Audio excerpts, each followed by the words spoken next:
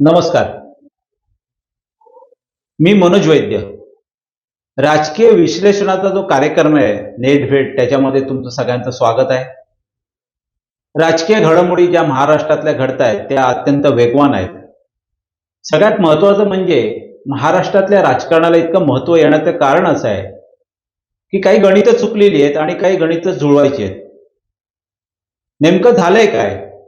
तर नेमकं झालं असं की उत्तर प्रदेश नंतर सगळ्यात जास्त जर जागा असतील तर त्या महाराष्ट्रातल्या आहेत. आणि एकूणच केंद्रामध्ये सत्ता येण्यासाठी ज्या काही गणितं जुळवायची आहेत, जी काही त्यांना जागा हव्यात भारतीय जनता पक्षाला, त्याच्यामध्ये थोडंसं काही अडचणी निर्माण झालेल्या आहेत आणि ती अडचण महाराष्ट्रातच निर्माण झालेली आहे. ती दूर केल्याशिवाय ते काही गणित जुळत नाही. त्याच्यामुळे सातत्याने भारतीय जनता पक्षाची जी काही रेष आहे ती मोठी करण्याच्या ज्या काही मर्यादा आहेत त्या संपलेल्या आहेत. त्यामुळे आता काय करण्यात येत आहे की दुसरे ज्या रेषा आहेत म्हणजे प्रतिस्पर्धी पक्षाच्या त्या रेषा पुसण्याचा कार्यक्रम चालू आहे. त्याच्यामुळे सातत्याने शिवसेनेला मध्ये बंडखोरी घडून आणली, त्याच्यानंतर आता राष्ट्रवादी काँग्रेसमध्ये बंडखोरी घडून आणली. अशा पद्धतीने वेगवेगळ्या घडामोडी घडून आणल्या जात आहेत आणि आपली स्वतःची रेष वाढवण्यापेक्षा इतरांच्या रेषा पुसण्याचा कार्यक्रम सध्या महाराष्ट्रात घडतोय. त्याच्यावरती आपण चर्चा करणार आहोत. त्यातला सगळ्यात महत्वाचा मुद्दा असा आहे की उद्धव ठाकरे यांनी पोहरादेवीला शपथ घेतली. त्याच्यावरती भिवंडीला जो नुकताच एक मेळावा झाला त्याच्यामध्ये देवेंद्र फडणवीसनी 50 मिनिटं भाषण केलं आणि त्यांनी स्वतःला त्याच्यामध्ये चाणक्य, कुटील नीती, कूटनीती असं सगळ्या मोठा शब्द खेळ केला आणि स्वतःची भूमिका कशी बरोबर आहे हे मांडण्याचा प्रयत्न केला. आणि पोहरादेवीला जी शपथ घेतली गेली उद्धव ठाकरे यांच्याकडनं, पण बऱ्याचशा राजकीय निरीक्षकांचं जो काही एक अमित शहा आणि देवेंद्र फडणवीस आणि उद्धव ठाकरे, त्याच्यात अमित शहा आणि उद्धव ठाकरे यांची एकत्र बैठक झाली होती शिवसेना प्रमुखांच्या बैठकीच्या जे खोली आहे त्याच्यामध्ये. आणि त्याच्यानंतर पत्रकार परिषद घेतली देवेंद्र फडणवीस यांनी. पण त्याच्यामध्ये स्पष्टपणे त्यांनी म्हटलेलं आहे की महाराष्ट्रातल्या जे काही सत्तेचा जो काही विभाजन आहे किंवा युती आहे त्याचं जे विभाजन आहे ते 50-50% राहील. याचा अर्थ त्याच्यामध्ये असं नाही म्हटलं की मुख्यमंत्री पद शिवसेनेला दिलं जाईल, पण ह्याचा अर्थ असा सुद्धा होतो की 2.5 वर्ष मुख्यमंत्री पद शिवसेनेला दिलं जाईल, 2.5 वर्ष भारतीय जनता पक्षाला जाईल. कारण का त्यांनी असं म्हटलं की अपक्षांना ज्या जागा आहेत त्या सोडून उरलेल्या सगळ्या सत्तेचं वाटप हे 50-50% केलं जाईल, समसमान केलं जाईल, अशा पद्धतीचं देवेंद्र फडणवीस यांनी केलं. आणि तेच कळीचा मुद्दा महाराष्ट्रातला बनला. त्याच्यानंतर उद्धव ठाकरे यांनी महाविकास आघाडी बरोबर जाण्याचा निर्णय घेतला आणि भारतीय जनता पक्षाला त्यांनी एक प्रकारे शह दिला आणि त्याच्यानंतर जे काय राजकारण घडलं हे तुम्ही पाहताच आहे. परंतु उद्धव ठाकरे यांना शह देत असताना जर तुम्ही लक्षात घेतलं की भारतीय जनता पक्षाने स्वतःचं जे काही एक प्रतिमा होती, म्हणजे त्याच्यामध्ये भारतीय जनता पक्षाची स्वतःची प्रतिमा होती, देवेंद्र फडणवीसची एक प्रतिमा होती की ते एक विकासाचा एक चेहरा होता, त्याच्यानंतर एक उत्तम प्रशासक म्हणून चेहरा होता. परंतु आज ते दोन्ही चेहरे हे झाकले गेलेले आहेत आणि त्यांना एक असं कुठेतरी खलनायकाचं स्वतःलाच त्यांनी ते ओढून घेतलेलं आहे. म्हणजे एकनाथ शिंदे यांना फोडून, त्याच्यानंतर आता अजितदादांना सोडून त्यांनी स्वतःची जी प्रतिमा आहे ती अशी गडद केली आणि ती कुठेतरी एक डार्क शेड तयार झालेली आहे आणि एक उज्ज्वल अशी प्रतिमा होती ती कुठेतरी आता एक प्रकारचा खलनायकाच्या स्वरूपात ते गेलेत आणि त्या प्रतिमेतनं बाहेर येण्याची धडपड सध्या देवेंद्र फडणवीस जोरदारपणे करतायत. परंतु लोकांच्या मनामध्ये जे काही एक कथानक म्हणजे ज्याला पॉलिटिकल नॅरेटिव्ह म्हणतात, राजकीय कथानक म्हणतात, ते ऑलरेडी तयार झालेलं आहे आणि ते पुसून काढणं येत्या 6-8 महिन्यामध्ये, साधारणपणे एखाद वर्षामध्ये निवडणुका आहेत आता, म्हणजे 10-11 महिन्यामध्ये, तर ते पुसून काढण्याचा प्रयत्न येणाऱ्या काळामध्ये देवेंद्र फडणवीस यांना करावे. तर पहिल्या भागामध्ये आपण बघणार आहोत की देवेंद्र फडणवीस यांनी नेमकं या जे काही वर्षभराचं जे राजकारण आहे त्याच्यामध्ये नेमकं कमवलं काय आणि गमवलं काय. तर आपण आता वळूया पहिल्या भागाकडे.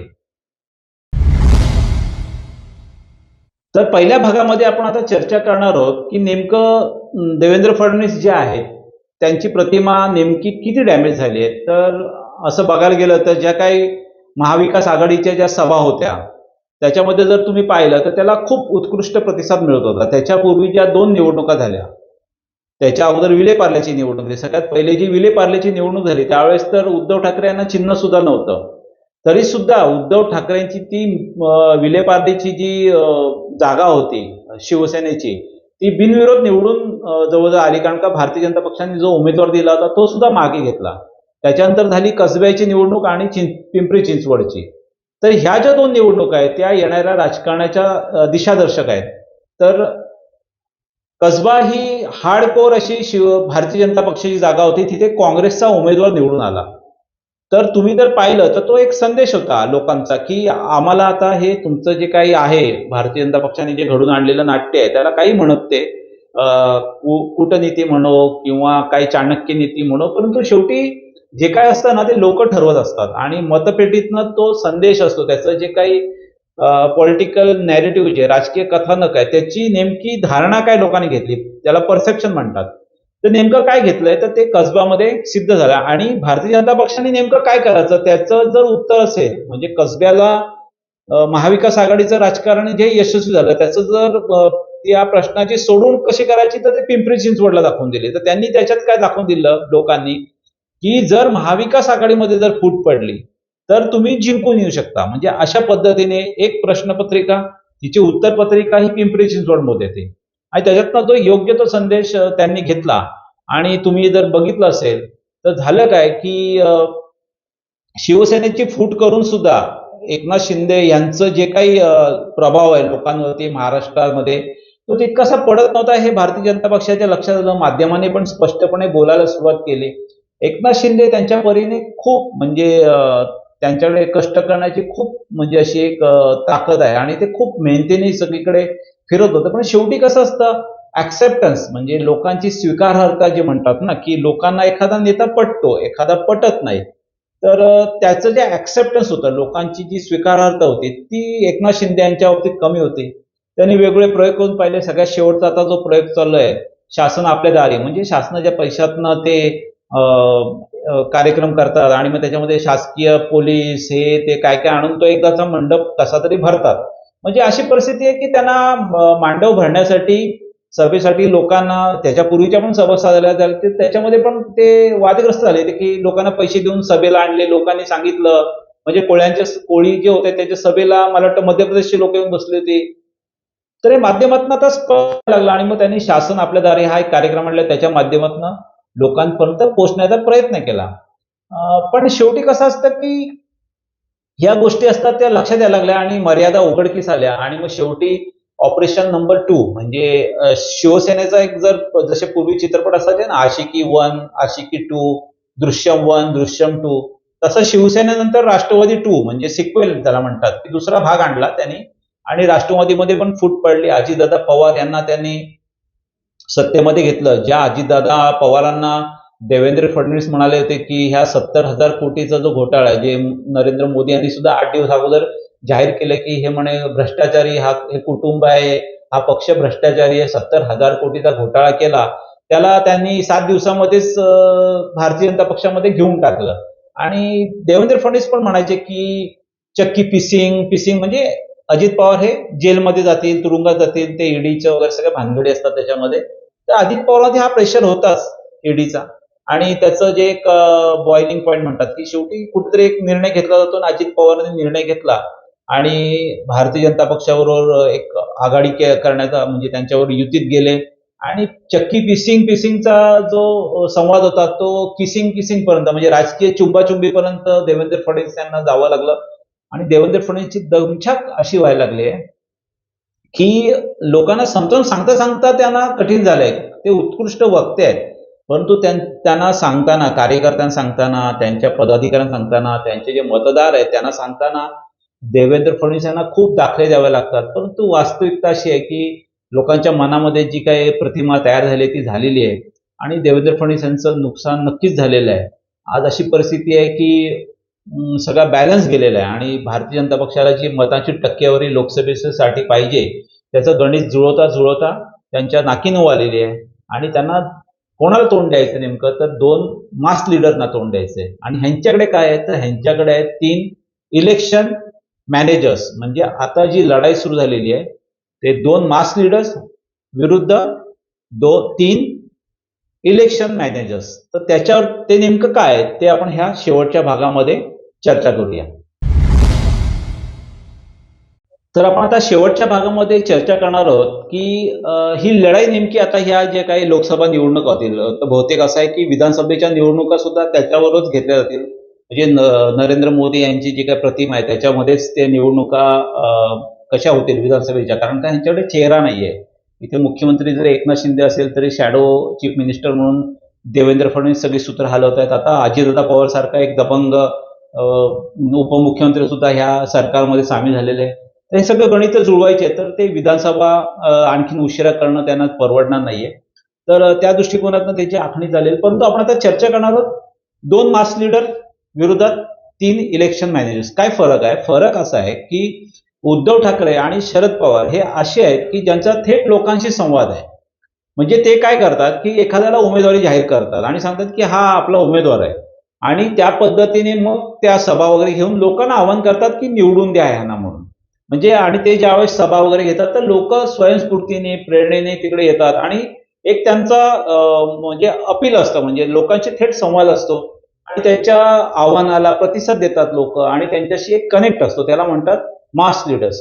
आता सध्या महाराष्ट्रात जे काही मास लीडर्स आहेत त्याच्यामध्ये राज ठाकरे यांचं सुद्धा नाव आहे, परंतु त्याचं सातत्याने मतांमध्ये परिवर्तन होत नाही लक्षात आलेलं आहे. त्यामुळे पॉलिटिकली ते जरी मास लीडर्स असले तरी पण शेवटी मतांमध्ये कन्व्हर्जन रेशिओ हा त्यांचा नाहीये. त्याच्यामुळे आपण त्यांचा लक्षात घेणार नाही, ते ह्या पिक्चरमध्ये नाहीये.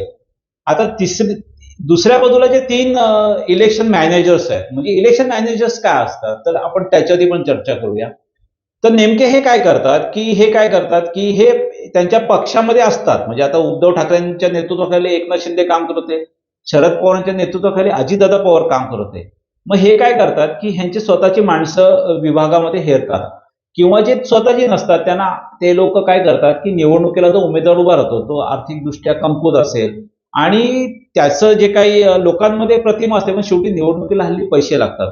मग ते ह्यांना हेरतात आणि ह्यांच्या स्वतःच्या जो काही ह्यांचं हे आहे, मनी पॉवर आहे आणि सत्तेच्या माध्यमातून जी काही त्यांच्याकडे जमा असते, म्हणजे कळलं तुम्हाला, म्हणजे जे काही आर्थिक मत असते ते आर्थिक रसद पुरवण्याचं काम करतात. म्हणजे आता समजा एखादा उमेदवार आहे पश्चिम महाराष्ट्रातला, तर तो गरीब आहे, तर त्याला जाऊन त्याला समजा काही निवडणुकीला पैसे द्यायचे, त्याची विचारपूस करायची आणि त्याला काय करतात हे लोक असे जवळ घेतात. असं हे तिघांची पद्धत आहे. म्हणजे एकनाथ शिंदे आहेत मुख्यमंत्री, त्यांची पण अशीच पद्धत आहे. देवेंद्र फडणवीस आणि ह्यांची सुद्धा अशीच पद्धत आहे. अजितदादा पवार यांची सुद्धा अशीच पद्धत आहे. मग त्या माणसाला ते निवडून जो येतो तो त्यांच्या आहारी जातो. म्हणजे आहारी म्हणजे उपकृत होतो ना, की मला ह्या माणसाने मदत केली. जरी उमेदवारी पक्षाने दिली तरी पण शेवटी आर्थिक मदत ही खूप माणसाला अशी आठवण देणारी असते. तो पक्षाला विसरून जातो आणि मग ज्यांनी त्याला मदत केली, मग ते हे इलेक्शन मॅनेजर्स आहेत हे तिघं.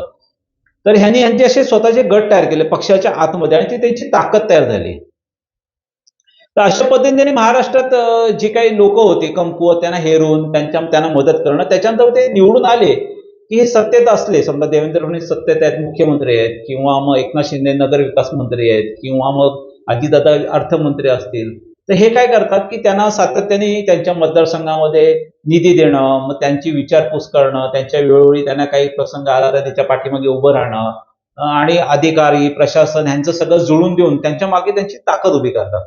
अशा पद्धतीने ह्यांनी काय केलं, पक्षामध्ये एक स्वतःचा पक्ष निर्माण केला आणि त्याच्यामुळे हे इलेक्शन मॅनेजर्स आहेत आणि मग हे काय करतात, निवडून आणण्याची ताकद ठेवतात आणि मग सत्तेच्या माध्यमातून ते आर्थिक ताकद मिळवायची आणि ह्या आमदारांना द्यायची. आमदारांच्या माध्यमातून स्वतःचं एक स्थान निर्माण करतात. लिडरशिप येते ना, की आज माझ्याबरोबर 40 आमदार आहेत, माझ्याबरोबर 30 आमदार आहेत, तर साहजिकच एक प्रकारचा दबाव पक्षावरती निर्माण होतो आणि मग हे इलेक्शन मॅनेजर्स असतात ते आता अशा पद्धतीने राज्याचं राजकारण हाताळायला लागलेले आणि हे सत्तेचं गणित आहे, ते जुळून घेण्याचं काम ते करत असतात.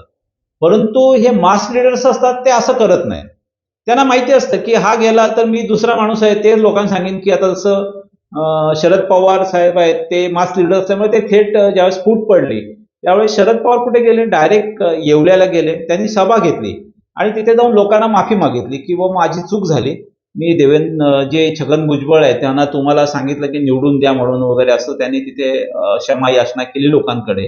म्हणजे त्यांनी काय केलं, लोकांशी थेट कनेक्ट केला आणि लोकांच्या बरोबर माफी मागून असं दाखवून दिलं की बाबा आता माझ्याकडनं चूक झालेली आहे, मी ती चूक दुरुस्त करणार आहे, मी आता दुसरा उमेदवार देईन, त्यावेळेस तुम्ही आता जो तुम्ही हा निवडून देणार आहे छगन भुजबळ त्यांना आता कुठेतरी बाजूला करा आणि मी जो नवीन उमेदवार देईन, तर ही मास लीडरची एक क्वालिटी असते किंवा मास लीडरचा गुणधर्म असतो. तसंच उद्धव ठाकरे सुद्धा महाराष्ट्रात फिरत आहेत आणि ते थेट लोकांशी संवाद साधत आहेत. तर अशा पद्धतीने ते लोक अशी ताकद ठेवतात की नवीन नेतृत्व उभं करण्याची ताकद ठेवतात. आणि हे जे इलेक्शन मॅनेजर्स असतात ते काय असतात, एका गटाचे प्रमुख असतात. म्हणजे एखाद्या टोळीचा म्होरक्या कसा असतो तसा ते एक म्होरक्या होऊन जातो आणि ते राजकारणाचा संदर्भ बदलतोय. आणि हे तीन जे काही टोळी प्रमुख आहेत ते इलेक्शन मॅनेजर्स आहेत, ज्यांना असं चांगला शब्द असे इलेक्शन मॅनेजर्स आहेत. आणि हे जनसामान्यातले नेतृत्व आहे. आता यांची एक टक्कर आपल्याला येणाऱ्या 2024च्या निवडणुकीमध्ये दिसणार आहे. आर्थिक बाबींवरती यांचा खूप फोकस असतो इलेक्शन मॅनेजर्सचा. ते पैसे पुरवतात. कसब्याच्या निवडणुकीला पैशांचा महापूर व्हायला होता आणि तरी सुद्धा तिथे एक सामान्य कुटुंबातला रवींद्र धंगळेकर म्हणून जे काँग्रेसचे उमेदवार होते ते निवडून आले. म्हणजे लोक कसं असतात की लोकांनी एकदा ठरवलं ना की पैशाचा महापूर येऊन गेला तरी पण काही उपयोग नाही. कर्नाटकात पण तसंच केलं. भारतीय जनता पक्षाने कोणत्या पद्धतीने काहीच कमी नाही ठेवलं. म्हणजे काही, म्हणजे धार्मिक असेल, आर्थिक असेल, सर्व बाबीतनं त्यांनी त्या निवडणुकीचं नियोजन केलं. पण ते भारतीय जनता पक्ष निवडून आला नाही. तसंच महाराष्ट्रात नेमकं काय होणार आहे आता आपल्याला बघावं लागेल येणाऱ्या काळामध्ये. परंतु भारतीय जनता पक्षाचे देवेंद्र फडणवीस यांचं नक्कीच गणित चुकलं आणि ते गणित सावरता सावरताच त्यांना मला वाटतं येणारा काळ जाईल. आणि लोकांचं जी काय मानसिकता आहे त्याच्यामध्ये ते नेमकं काय संदेश देत आहेत किंवा त्यांनामध्ये कसं ते दुरुस्ती करतात त्यांच्या ज्या काही त्यांनी घटना केलेल्या आहेत त्याच पक्षांमध्ये फूट पाडणारे म्हणून अशी लोकांमध्ये प्रतिमा होते की हा चाणक्य ज्यांनी पक्षामध्ये फूट पाडली म्हणून लोक चाणक्य म्हणून बघतात. हे येणाऱ्या निवडणुकीच्या काळामध्ये दिसेल. आता सभा वगैरे सुरू होतील त्याच्यातनं लोकांचा संदेश आहे तो कळाला. जिथे गर्दी असते तिथे कशा पद्धतीने प्रतिसाद लोक देतात हे कळेलच. आणि आपण त्याचा नेमका येणाऱ्या काळामध्ये आढावा घेणार आहोत. असंच तुम्ही बघत राहा आणि तुम्हाला जर हा व्हिडिओ आवडला तर तुम्ही नक्की शेअर करा आणि तुमची जी काय भूमिका आहे, तुमची जी मत आहे ती कमेंट बॉक्समध्ये लिहा.